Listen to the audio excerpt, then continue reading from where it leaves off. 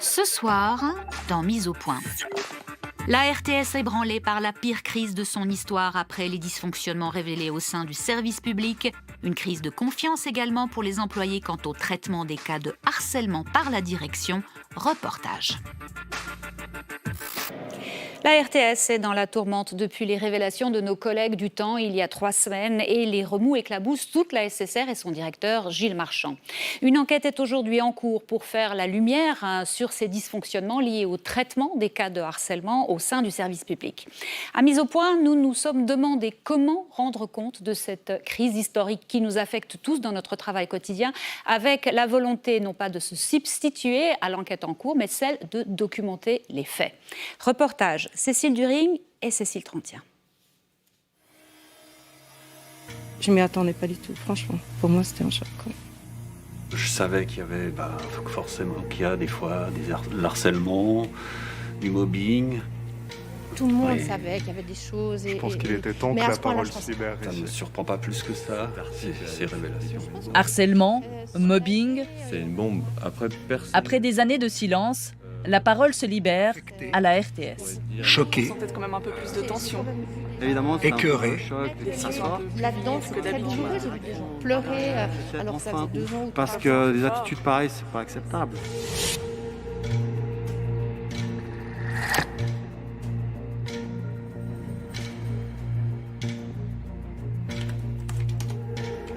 La crise de la RTS, nous allons vous la raconter de l'intérieur. Elle commence avec cet article choc du journal Le Temps.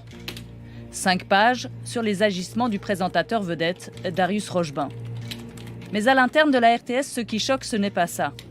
Ce qui a vraiment mis le feu aux poudres, ce sont ces quelques lignes sur celui que la presse surnomme Robert. Ce cadre est suspecté d'avoir harcelé sexuellement et psychologiquement des employés pendant une dizaine d'années. Une enquête est ouverte en 2015, mais le harcèlement n'est pas retenu. Le cadre reste en fonction, il est placé dans ce que ses nombreux collègues appellent un placard doré. 1 an plus tard, il sera nommé au conseil d'administration d'une société suisse pour représenter la SSR. Une affaire qui ressurgit après des années et qui aujourd'hui attise la colère. Manifestation au pied de la tour, récolte de signatures et lettres ouvertes à la direction. C'est l'indignation à tous les étages. Je dirais l'ambiance est un peu tendue, on ne sait pas très bien où on va, c'est simplement une fin de règne, on sent que les choses vont changer. Qu'est-ce qui va changer? Est-ce que c'est uniquement la rédaction en chef qui va tomber? Est-ce que ça va être plus haut, moins haut? Au contraire, ils ont fait tout juste. Donc on est un peu pris dans l'étau, quoi. Pour moi, le plus important, c'est vraiment que la parole puisse se libérer et qu'il y ait surtout un cadre un petit peu plus serein pour que les victimes puissent s'exprimer. Ça aurait été beaucoup mieux qu'on règle ça en famille, entre guillemets, de manière saine et franche. Mais maintenant que c'est sorti, autant en tirer un bénéfice. Ok.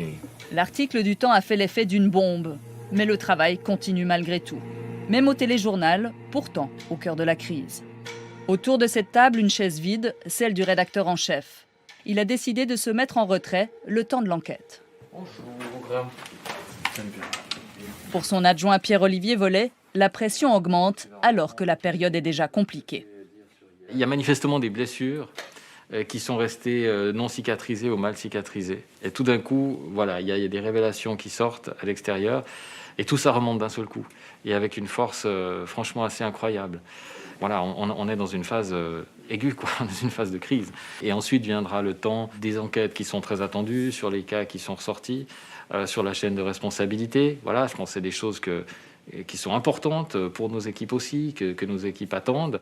Une crise qui aurait largement pu être évitée selon le SSM, le syndicat majoritaire à la RTS.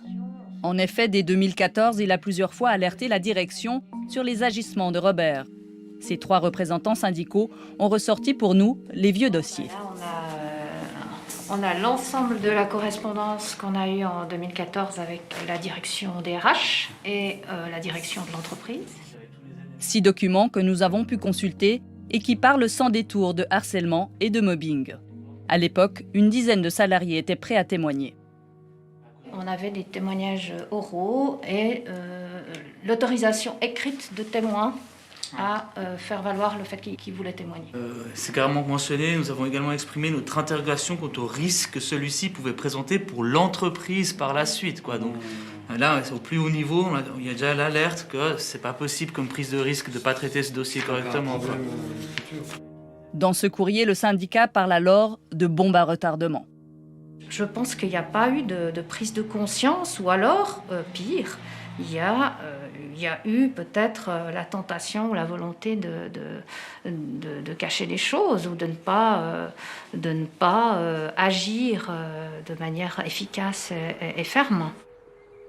Au final, une enquête a bien été ouverte, mais sur quelques mois seulement, alors que les agissements, eux, duraient depuis des années.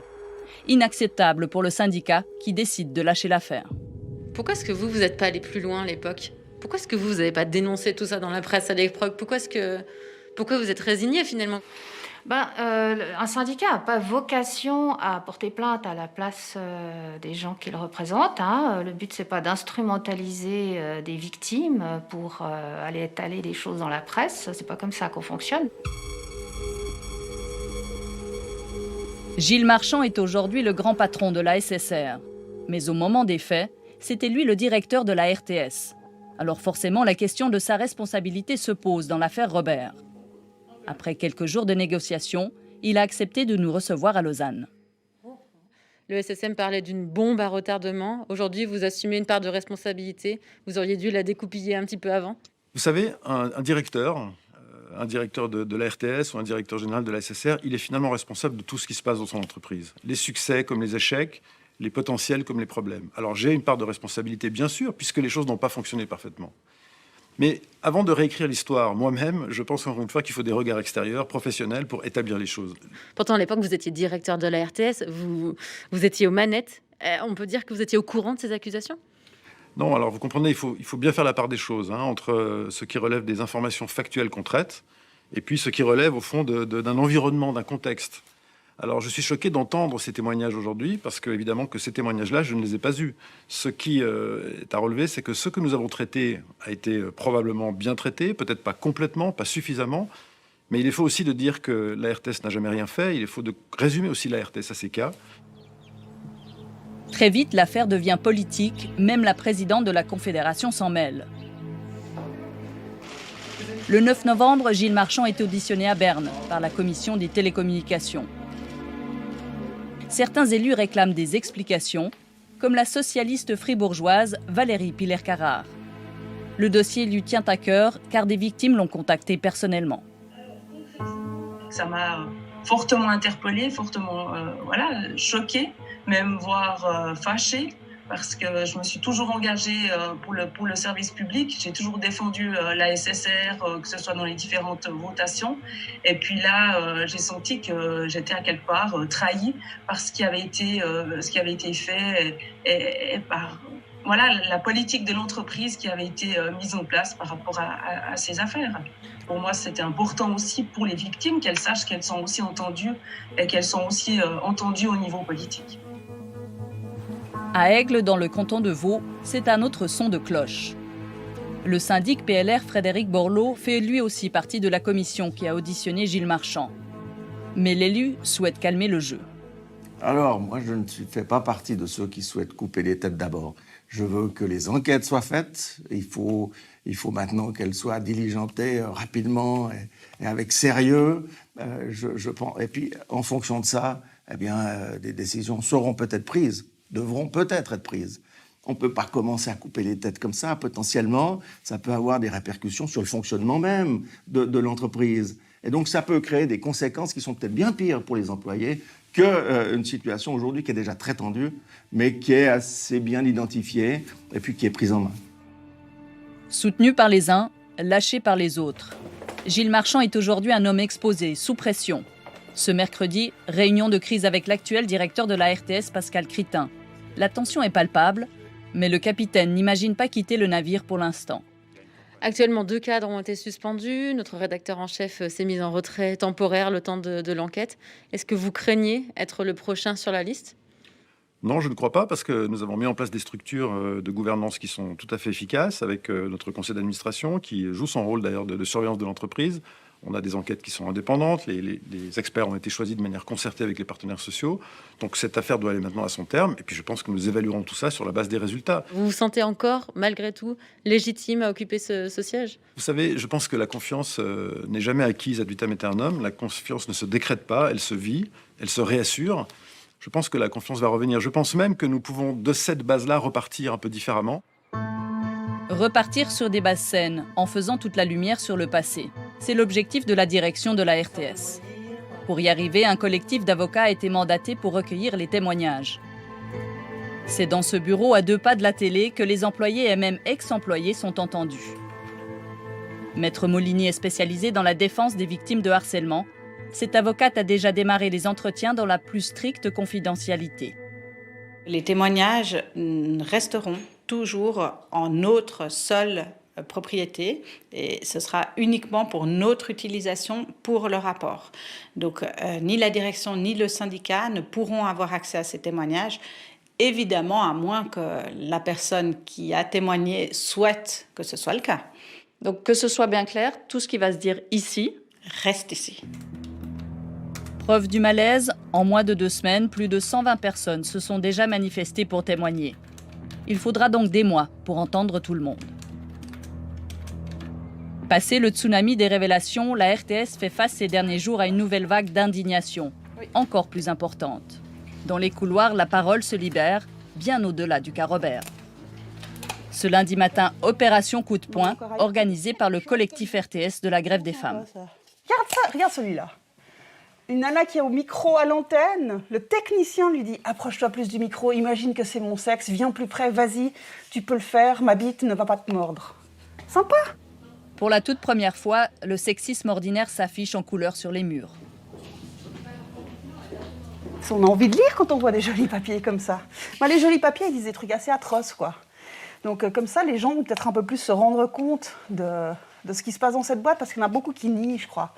Qui disent « Mais non, mais vous exagérez, de toute façon, vous savez plus rigoler, les nanas. » Ah ouais, on sait plus rigoler, ben viens lire, mon gars.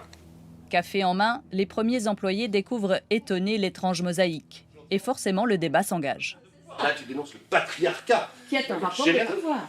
Je remarque qu'il y a un certain nombre de phrases qui sont des phrases lourdingues. Non, il ne faut pas les minimiser. Les phrases lourdingues, elles sont violentes de la même façon. En tout cas, appeler à réfléchir à qu'est-ce qui est drôle, qu'est-ce qui n'est pas drôle, qu'est-ce qui est acceptable ou pas, qu'est-ce qui... faut aussi réfléchir dans l'autre sens aussi. Jusqu'où est-ce qu'on veut policer nos rapports? La marmite explose. J'aimerais dire que ça devait bien arriver une fois. Espérons qu'on puisse construire ensemble et que la direction ne prépare pas la suite seule dans son coin. Quelques étages plus haut, à la direction justement, on retrouve Pascal Critin en pleine réunion stratégique. Son agenda est complètement bouleversé. La crise l'occupe à plein temps. Ouais, non, mais ça, non, ça, c'est justement, il faut pas. Non, il faut peut-être voir comment schématiser ça. Corona oblige, tout se fait à distance, mais le directeur tient à garder le contact avec le terrain. Cet après-midi-là, il nous invite à le suivre dans les couloirs.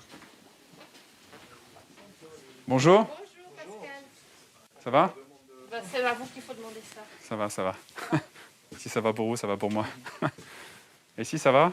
Ça va bien. Malgré les circonstances? Moi, j'ai besoin de me nourrir du travail que font les gens, parce que dans le fond, si je ne suis pas en connexion avec l'entreprise, eh bien, ça ne sert à rien. Mon travail perd même une partie du sens. Hein. C'est pas juste pour redorer votre image. Mais moi, non. Moi,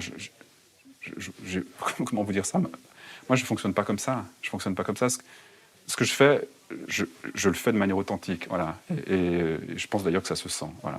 Donc moi, je ne suis pas en train de redorer mon blason. C'est pas ça. J'ai aucune promotion personnelle à faire. Être dans l'action, à l'écoute, c'est ça son credo. Depuis 2 semaines, il organise chaque jour aussi 30 à 40 minutes de discussion avec les employés. De ce que j'ai pu observer, c'est une culture qui est ancrée depuis de nombreuses années. On dit aujourd'hui que la parole se libère, mais au fond, le problème, est-ce que c'est pas qu'il y a eu un manque d'écoute depuis toutes ces années? Manifestement, sur les cas qui ont été révélés, il n'y a pas eu d'écoute suffisante, ou alors, les victimes et les témoins n'ont pas réussi, n'ont pas pu, n'ont pas osé peut-être donner leur parole. Et ça nous pose une question. Pourquoi cette situation? C'est pour ça que le conseil d'administration lance une enquête aussi pour comprendre les causes de cette situation et voir dans quelle mesure, par exemple, nos plateformes ne sont pas adaptées, par exemple, nous n'avons pas les bonnes qualités d'écoute. Voilà, c'est ce que nous voulons régler à l'issue de cette crise. Effectivement, côté plateforme, on peut mieux faire. Voici ce qui se passe lorsque l'on consulte la directive contre le harcèlement de la RTS. Le premier site recommandé est tout simplement hors service. Non, il n'y a rien. Start, rien. En ouvrant la boîte de Pandore. Des outils à revoir, mais pour le syndicat, c'est surtout la culture d'entreprise tout entière qui doit changer. Pour maintenir la pression, des assemblées du personnel comme celle-ci pourraient se multiplier ces prochains jours et même s'étendre à la télévision publique tessinoise et alémanique.